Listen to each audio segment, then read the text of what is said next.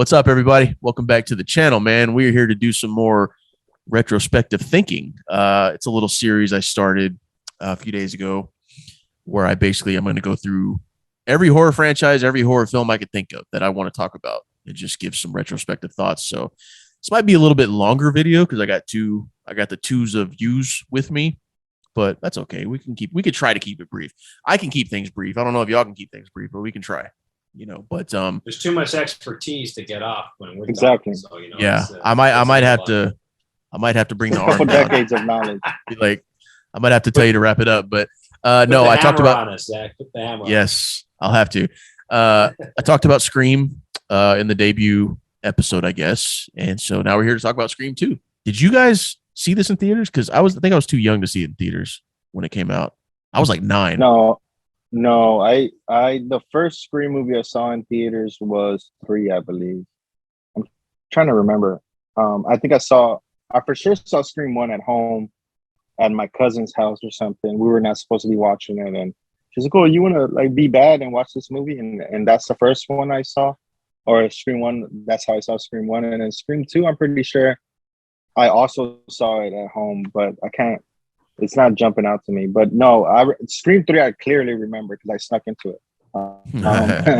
But my parents knew where I was going. They knew I was going to watch Scream 3, but I was a kid, so I couldn't get my own ticket. So I got a ticket for, I don't know, some other movie that came out, some rated PG movie that came out, and then I snuck into Scream 3. Because when I remember walking into it, it was the at the end of the opening sequence. Like when I walked in the movie theater, oh my God, Cotton Rear was walking into his apartment or running into his apartment. Yeah. Well, so I missed the beginning part of that. Well, what was cool is when I had seen Scream 2 for the first time, what really freaked me out was the movie theater opening. And keep in mind, like, dude, I'm like 8, 9 when Scream 2 came out. So, because I don't know if it had been done in movies before that point, but I had never seen it done in a movie. Someone being killed in a movie theater. So it kind of scarred me for just a little bit.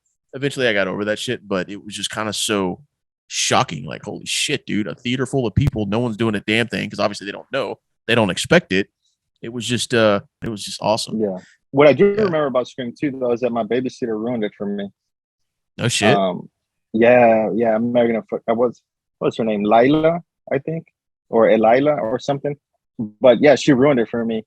Because I was being a brat or something, and she was like, "Oh, the mom was the mom is a killer in Scream 2," and I was like, "You bitch!" I remember I was so mad. That's the price you pay. I like Lila. Yeah. Can we find Lila and get? Yes. Can we find her and get her on the show? I hope I got her name right. I hope I clearly see her face, but yeah, she ruined it. That I remember. I don't remember if I'm pretty sure I saw it at home. But yeah, she ruined Scream 2 for me. What about you, Mike? What was your first experience with Scream 2? Oh, I saw it in theaters, man. Much like Scream 1. And nice. That was so everyone was, I still remember, Laredo Clark Middle School. Everyone couldn't stop talking about this damn movie for like a month. You're waiting for the next class, you're in gym, you're waiting to get picked up, you're waiting to go inside. Everyone's, oh my God, I gotta talk to so-and-so about it. Everyone was talking about it.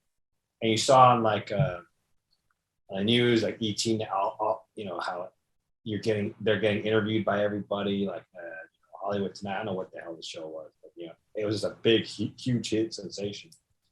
It was awesome. So part 2, it was almost like the same thing.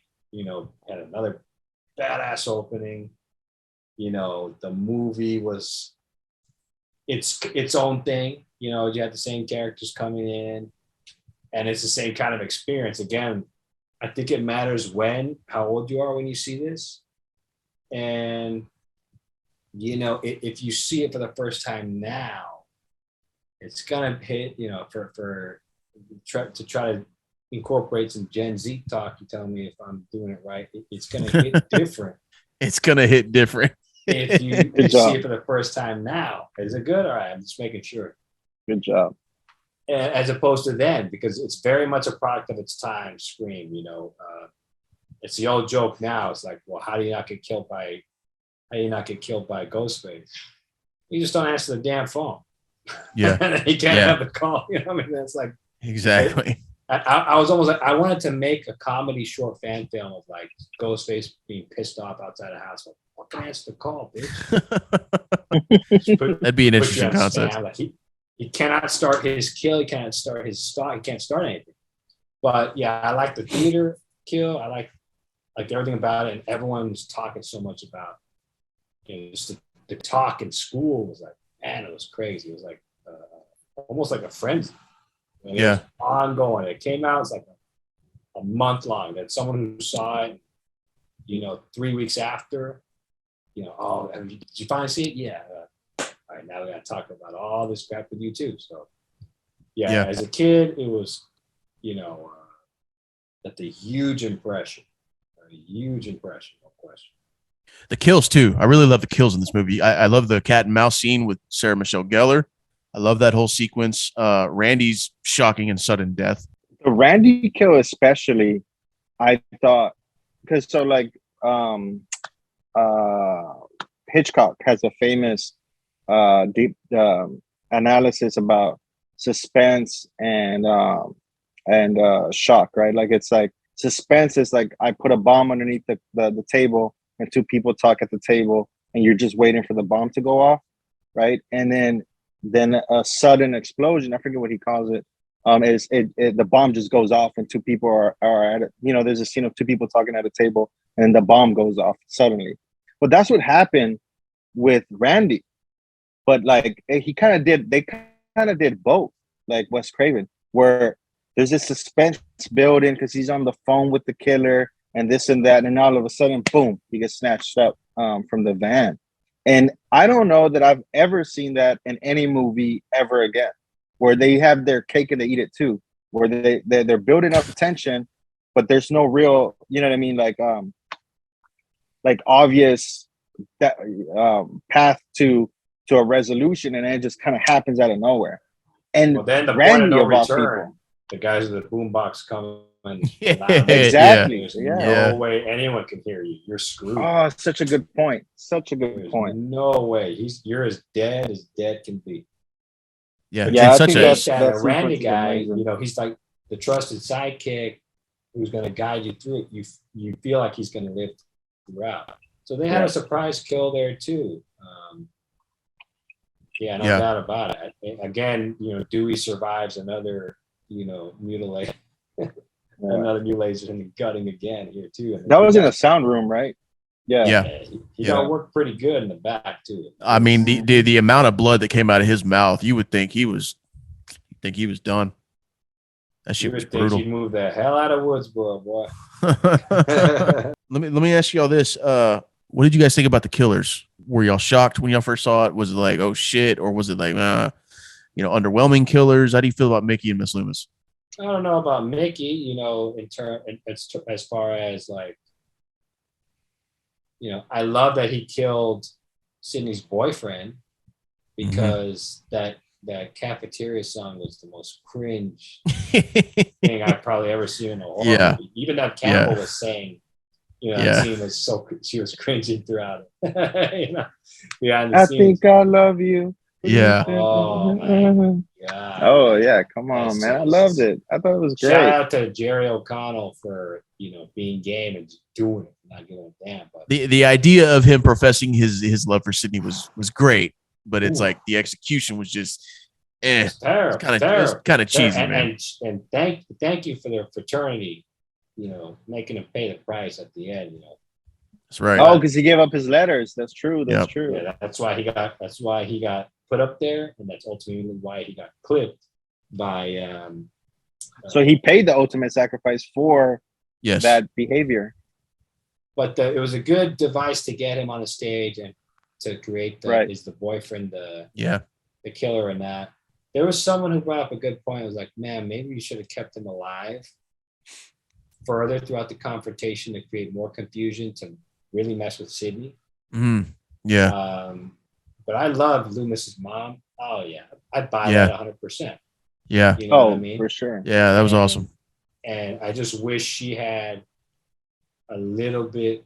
I wish she messed Sydney up a little bit more and almost, got to her. Yeah. But it was good. I liked it. And, I like the way they ended it. Yeah. You know, Cotton comes back too. It's fun. It's like a pulp horror. Like the kills are serious and they're scary. You're supposed to take this, but everything else you're along for the ride. It's fun. It's just a fun movie. And that's what I like about the Scream franchise, that they're fun, they're entertaining, but the kills are, you know, they're to be taken seriously, you know, as much as any other franchise. Yeah. And with the difference that I think the biggest difference that no one ever talks about when it comes to the other slasher movies is the whodunit aspect. You know, I think in this movie, again, you're kind of like not sure, you know, it could be this person, it could be that person. And then when the reveal happens, you buy it. You're like, okay. Have you ever seen a movie like a whodunit type movie and you're just like, wait a second. No. Hold up. None of this is adding up. You know, it's just adding up because you're telling me that's what it is, but you didn't set it up. Or in this movie, or in Scream in general, you're like, okay, I see it. And so I thought that the reveal for all the reveals in all the Scream movies, I think have worked out pretty well, when it's really hard to do because so many thrillers screw up reveals like that, you know? Yeah, and it makes it a little scarier too. But I think that you brought up a good point. The fact that every Scream movie has the whodunit, it's a great mechanism to have because it creates, you know, it's an active engagement from the audience because you're always looking at every single thing, you're trying to figure it out, especially if you're already prepped for it, you know, because the original Scream, you're not sure what kind it's going to be a slasher, but you're really looking for it. And then part 2 is like, all right, now I'm kind of looking. And 3, you're already involved, but it's like you're constantly trying to figure out, piece together. It's a good way to create an active audience for your movie. What got me on board with this movie early, obviously the strong opening, but the fact that Randy makes a reference that I always referenced, you know, as a kid I have to watch a Terminator 1, the Sarah Connor, yeah. I was cracking up. I was like, man, I thought I was, I thought I was the only one that made that reference. It's so funny. But that was a lot of fun. That whole scene is great. I love that conversation.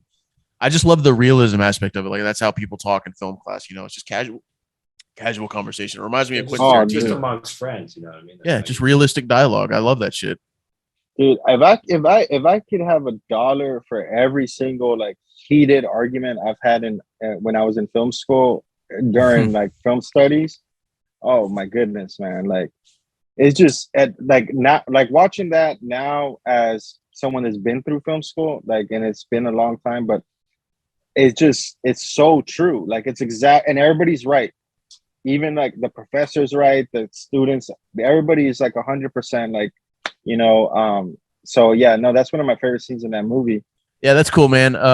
We can wrap this up. It's been probably 20 minutes now. So fuck it, man. I got guests on here. They could be a little longer. Not every episode has to be 8 to 10 minutes. So that being said, we're gonna get out of here. So thanks for joining me, guys. It's always fun to talk movies in general with y'all. Thanks for having us, buddy.